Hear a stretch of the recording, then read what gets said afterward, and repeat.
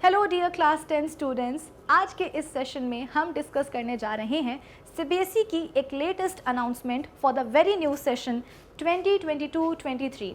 साथ ही साथ आज हम ये भी डिस्कस करेंगे कि इस न्यू सेशन के लिए क्लास 10th साइंस का सिलेबस क्या होगा। सो आई होप कि आज के सेशन का जो टारगेट है वो सभी को एकदम क्लियर है। तो अब एक काम करते हैं, जल्दी से इस सेशन को स्टार्ट कर लेते हैं। So this is Vibhuti Khare, welcome to Magnet Brains, जहाँ पर आपको सभी चैप्टर्स के वीडियो लेक्चर्स मिलते हैं बिल्कुल फ्री ऑफ कॉस्ट।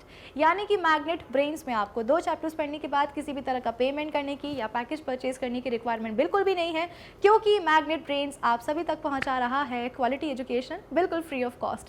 तो इसी अच्छी बात से हम स्टार्ट कर लेते हैं आज का हमारा ये सेशन। और सेशन की शुरुआत हम कहाँ से करेंगे? तो सीबीएसई की एक बहुत ही धूम मचाने वाली अनाउंसमेंट के साथ। और वो अनाउंसमेंट क्या है? No term 2 exam. देखो, ऐसा है कि आप सभी बच्चे क्लास 9th से प्रमोट होकर के क्लास 10th में पहुँचे हो इस साल इस सेशन में, तो जाहिर सी बात है आपको टर्म 1 टर्म 2 का जो फंडा है वो पता होगा। लेकिन सीबीएसई ने इस बार एकदम साफ साफ बोल दिया है कि इस बार इस साल के लिए, इस सेशन के लिए, मतलब कि 2022-23 सेशन के लिए कोई टर्म 2 एग्ज़ाम नहीं होगा। जैसे पहले होता था कि साल के आखिर में, ईयर एंड में एक बोर्ड एग्ज़ाम होता था, मतलब मैं साइंस की बात कर रही हूँ, तो साल के आखिर में एक बोर्ड एग्ज़ाम होता था साइंस का, वैसे ही होगा। और उस ईयर एंड एग्ज़ाम में साइंस का पूरा सिलेबस एक साथ आएगा। तो कोई टर्म 1 टर्म 2 एग्ज़ाम्स नहीं होंगे, जैसा कि हमेशा से होता था कि साल के आखिर में, ईयर एंड में एक बोर्ड एग्ज़ाम होता था साइंस का, वही होगा। और उस फाइनल बोर्ड एग्ज़ाम में साइंस का सिलेबस पूरा का पूरा एक साथ आएगा। हाँ, आपके स्कूल लेवल पर पीरियोडिक टेस्ट्स आपके होते रहेंगे, वो अलग बात है, लेकिन बोर्ड एग्ज़ाम, जो फाइनल बोर्ड एग्ज़ाम है, वो एक ही होगा और उसमें पूरा का पूरा साइंस का सिलेबस एक साथ आएगा। ठीक है, अब सिलेबस की बात निकली ही है तो क्यों ना हम सिलेबस को डिस्कस कर लें। चलो, देखा जाए तो इस सेशन में जो क्लास 10th साइंस का सिलेबस है उसको टोटल 5 यूनिट्स में डिवाइड किया गया है। आई होप आपको इतना समझ में आया हो कि इस सेशन में जो क्लास 10th साइंस का सिलेबस है उसको टोटल 5 यूनिट्स में डिवाइड किया गया है। कौन कौन सी? तो फर्स्ट है chemical substances, nature and behaviour. Second है world of living. Third unit है नेचुरल फिनोमेना। फोर्थ यूनिट है effects of current and fifth unit है नेचुरल रिसोर्सेज। ठीक है, अब ज़रा हम ये देख लेते हैं कि कौन सी यूनिट का कितना वेटेज है। अगर हम बात करें फर्स्ट यूनिट की, यानी कि chemical substances, nature and behaviour की, तो इसका वेटेज है 25 मार्क्स का। अगर हम बात करें सेकेंड यूनिट की, यानी कि वर्ल्ड ऑफ लिविंग की, तो इसका भी वेटेज है 25 मार्क्स का। जो थर्ड यूनिट है, कौन सी? नेचुरल फिनोमेना, इसका वेटेज है 12 मार्क्स का। जो फोर्थ यूनिट है इफेक्ट्स ऑफ करंट, इसका वेटेज है 13 मार्क्स का। और जो फिफ्थ आखिरी यूनिट है नेचुरल रिसोर्सेज, इसका वेटेज है 5 मार्क्स का। टोटल हो जाएंगे 80 मार्क्स, 80 मार्क्स, और इंटरनल असेसमेंट से मिलेंगे आपको 20 मार्क्स। तो ग्रैंड टोटल हो जाएगा आपका 100 मार्क्स का। ठीक है ना, 100 मार्क्स का। तो इंटरनल असेसमेंट भी उसमें शामिल होगा।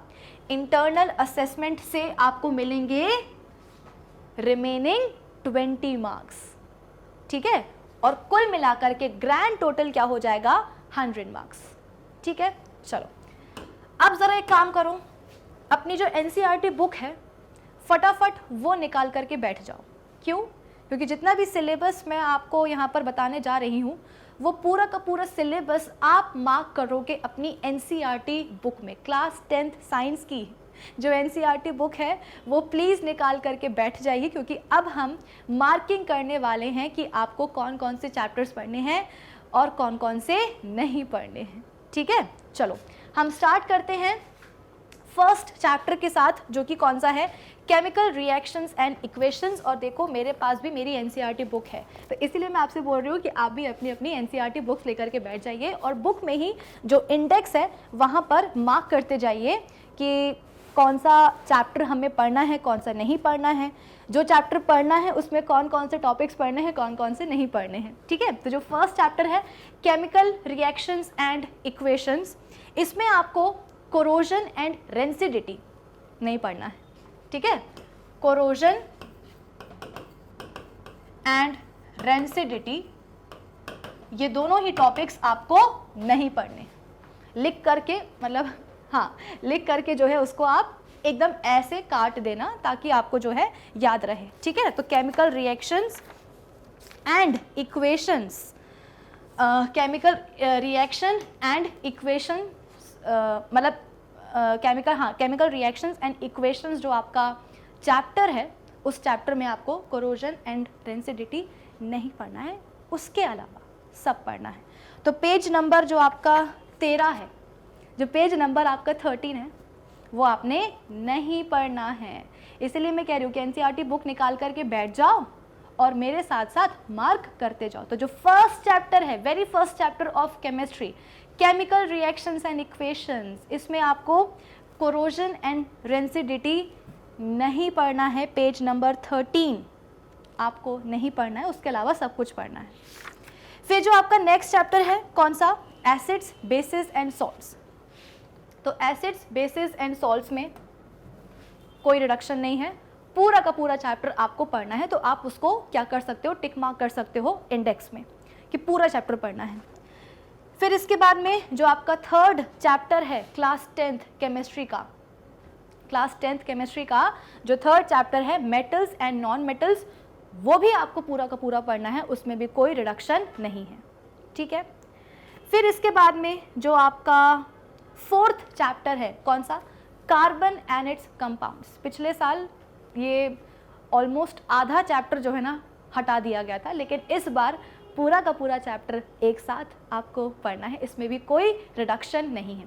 रिडक्शन अभी तक हमने केवल फर्स्ट चैप्टर में ही देखा है, केमिकल रिएक्शंस एंड इक्वेशंस वाले में, कि आपको कोरोजन एंड रेंसिडिटी नहीं पढ़ना है, पेज नंबर 13 आपने नहीं पढ़ना है। इसके अलावा एसिड्स, बेसिस, सॉल्ट्स, ठीक है, metals and non metals, carbon and it's compounds, ये आपको पूरे के पूरे चैप्टर्स पढ़ने हैं। लेकिन एक बड़ा रिडक्शन यहाँ पर आपको देखने को मिलेगा। कहाँ, जो चैप्टर 5 है, that is periodic classification of elements. Periodic classification of elements chapter पूरा हटा दिया गया है। पूरा का पूरा 5th चैप्टर जो है क्लास 10th केमिस्ट्री का हटा दिया गया है। ठीक है ना, तो इसलिए आपको यहाँ पर देखने को नहीं मिलेगा।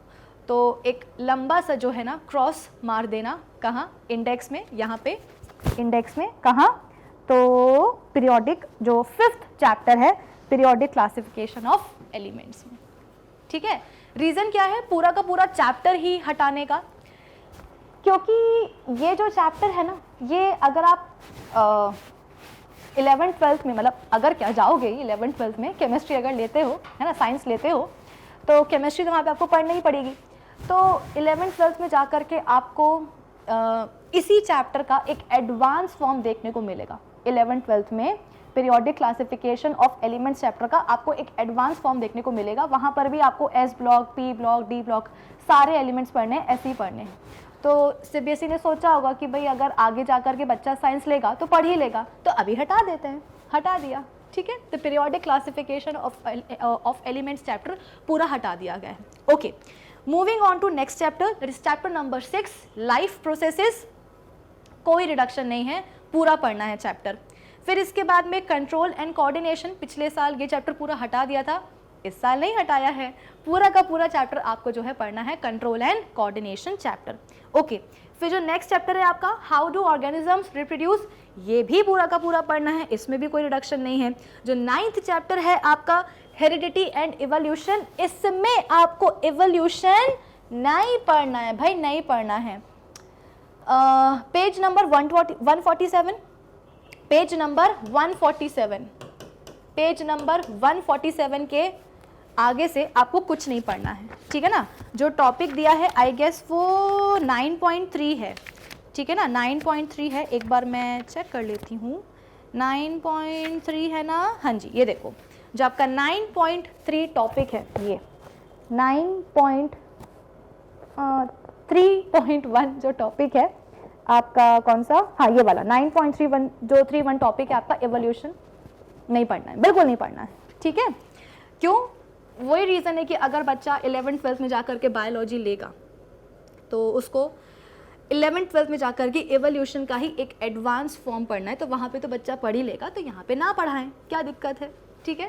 तो एवोल्यूशन आपको जो है नहीं पढ़ना है इस बार इस सेशन में, तो पेज नंबर 147 के आगे से नहीं पढ़ना है, टॉपिक 9.3 से नहीं पढ़ना। सॉर्टेड? चलो ये हो गया। हाँ, उसके पहले का पढ़ना है ना, फिर इसके बाद में ये हो गया। फिर हम बात करते हैं अपने चैप्टर 10 की। चैप्टर 10 कौन सा है? तो लाइट रिफ्लेक्शन एंड रिफ्रैक्शन पूरा पढ़ना है, पूरा का पूरा पढ़ना है, कोई रिडक्शन नहीं है। तो लिख दो यहाँ पे जो चैप्टर 10 है उसमें आप एक टिक मार्क कर सकते हो कि लाइट रिफ्लेक्शन एंड रिफ्रैक्शन पूरा का पूरा पढ़ना है, होल चैप्टर। चैप्टर 11 कौन सा? The human I and the colourful world. इसमें पता नहीं क्यों आपके साथ थोड़ा सा मजाक सा कर दिया है।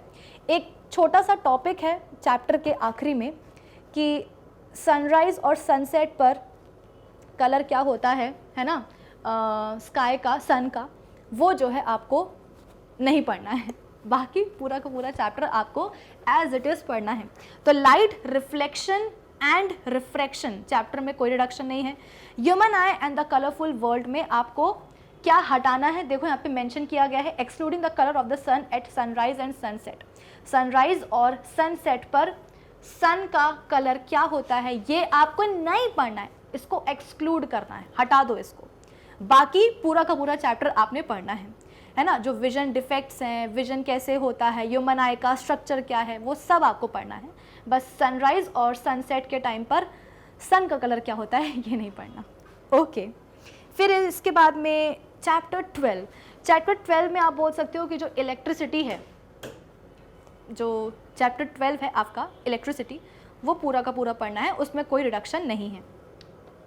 फिर आता है chapter number 13 magnetic effects of electric current, और इसमें हुआ है मेजर रिडक्शन। क्या हुआ है? इलेक्ट्रिक मोटर हटा दी गई है, इलेक्ट्रिक जनरेटर हटा दिया गया है, फ्लेमिंग्स राइट हैंड रूल हटा दिया गया है, और EMI इलेक्ट्रोमैग्नेटिक इंडक्शन सब हटा दिया। ये बहुत ही मेजर टॉपिक्स थे, बच्चों को इसमें थोड़ी सी दिक्कत आती थी, लेकिन अगर समझ में आ जाता था तो फिर बहुत ही इजी होता था, लेकिन CBSE ने बोला कि रहने दो, मत पढ़ो, ठीक है। तो इलेक्ट्रिक मोटर ये मुझे CBSE के जो सिलेबस उनका आया है उसमें मुझे दिखाई नहीं दिया है, ठीक है ना। आप देख सकते हो magnetic field, field lines, field due to current carrying conductor, field due to current carrying coil या solenoid, force on a current carrying conductor, Fleming's left hand rule है, राइट वाला नहीं है, direct current, alternating current, frequency of AC, advantage of AC over DC, है ना, advantage of AC over DC and domestic electric circuits, ये सब चीज़ें हैं। लेकिन electric motor, electric generator, Fleming's right hand rule, इसके अलावा आप बोल सकते हो कि EMI, ये सब नहीं है, ठीक है। तो आप ये चीज़ें मार्क कर सकते हो। फिर इसके बाद में जो आपका 14th चैप्टर है, कौन सा? सोर्सेज ऑफ एनर्जी, वो हटा दिया गया है, पूरा का पूरा चैप्टर जो है उसको हटा दिया गया है, ठीक है ना। तो जो आपका चैप्टर 14 है सोर्सेज ऑफ एनर्जी, ये पूरा का पूरा हटा दिया गया है, चैप्टर 14। आर एनवायरमेंट में पूरा करना है, कोई रिडक्शन नहीं है। आर एनवायरमेंट चैप्टर 15 में लिखना, आर एनवायरमेंट में कोई रिडक्शन नहीं है, पूरा का पूरा चैप्टर आपने पढ़ना है। लास्ट जो चैप्टर है chapter 16 sustainable management of natural resources, ये भी हटा दिया गया है, ठीक है। तो आप बोल सकते हो कि हटाए कौन कौन से चैप्टर्स गए हैं। Chapter number 5th periodic classification of elements. उसके अलावा चैप्टर नंबर 9 में हेरिडिटी एंड इवोल्यूशन में इवोल्यूशन हटा दिया गया है, बाकी पूरा पढ़ना है। और सोर्सेज ऑफ एनर्जी जो चैप्टर 14 है वो हटा दिया गया है। Chapter 16 sustainable management of natural resources, ये पूरा का पूरा हटा दिया है। आर एनवायरमेंट पढ़ना है, चैप्टर 15 पूरा पढ़ना है। 14 और 16 हटाया गया है। 5th चैप्टर हटाया गया है। हेरिडिटी एंड इवोल्यूशन में इवोल्यूशन हटाया गया है। आई बात समझ में? और जो छोटे छोटे से रिडक्शन मैंने आपको बताए हैं वो भी आपको मार्क करते जाने हैं, ठीक है? बस तो फिर और क्या बाकी है? करवा दिया मैंने आपको पूरा का पूरा सिलेबस, मतलब समझा दिया है, कंप्लीट नहीं करवाया है, समझा दिया है कि हाँ इस सेशन में आपको कौन कौन सा चैप्टर पढ़ना है, किस चैप्टर में क्या क्या पढ़ना है, क्या नहीं पढ़ना है, वो सब बातें अपनी हो गई। तो भाई इस सेशन के लिए इतना ही। अब हम मिलेंगे अपने अगले सेशन में। तब तक आप क्या करोगे? तब तक do visit our official website, that is magnetbrains.com. Till then, keep learning with Magnet Brains. Thank you for watching.